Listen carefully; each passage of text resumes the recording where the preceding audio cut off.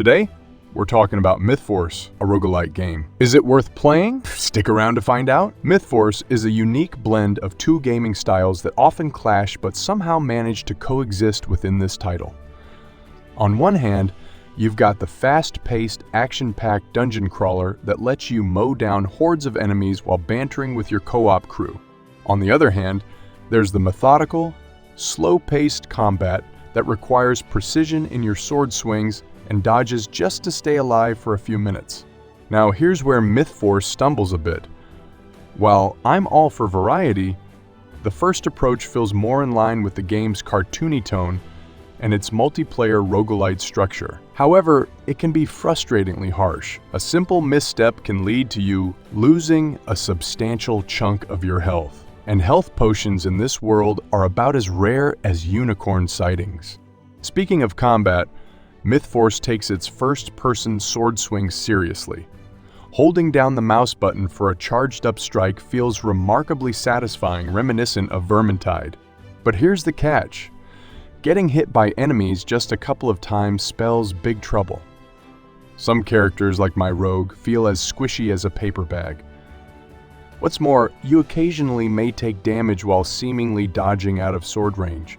This might be due to the first-person perspective, which sometimes makes it hard to gauge your hitbox. Playing a ranged character seems to be the safer bet, as melee combat can be a risky endeavor. Mythforce's challenge level seems skewed towards making ranged playstyles feel vastly superior to engaging in close combat. On the visual front, Mythforce offers a unique charm. It combines cel-shaded characters with slightly fuzzy 3D backgrounds, perfectly capturing the aesthetics of 80s classics like Thundercats and Masters of the Universe.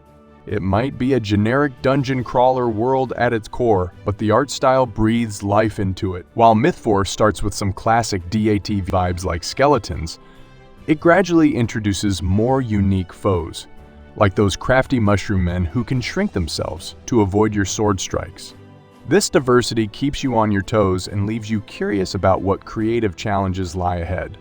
Mythforce employs a roguelite structure, encouraging players to die early and often to unlock character perks that make you slightly stronger. However, it doesn't quite hit the mark. In games like Hades, this system works brilliantly because the action is engaging right from the start, with each run offering a fresh set of powers. In Mythforce, with a static set of character skills and a slower pace, death feels more like a grind. You end up restarting and fighting the same skeletons again, with just a small boost to your starting stamina, which can get repetitive. Finally, Mythforce can be played solo or with friends, but it truly shines with a larger squad. The game's scaling tries to balance things out, but the damage enemies and traps dish out can be punishing when you can't have a teammate draw enemies away, while another revives a downed ally. In conclusion, Mythforce has its moments of charm, but also some frustrations. Whether it's worth playing depends on your preferences. If you enjoy 80s nostalgia and can tolerate quirks, give it a try. Otherwise, explore other options. Thanks for watching our Mythforce review. Don't forget to like, subscribe for more gaming content, and share your thoughts. Mythforce arrives on the Switch on September 12. See you in the next video.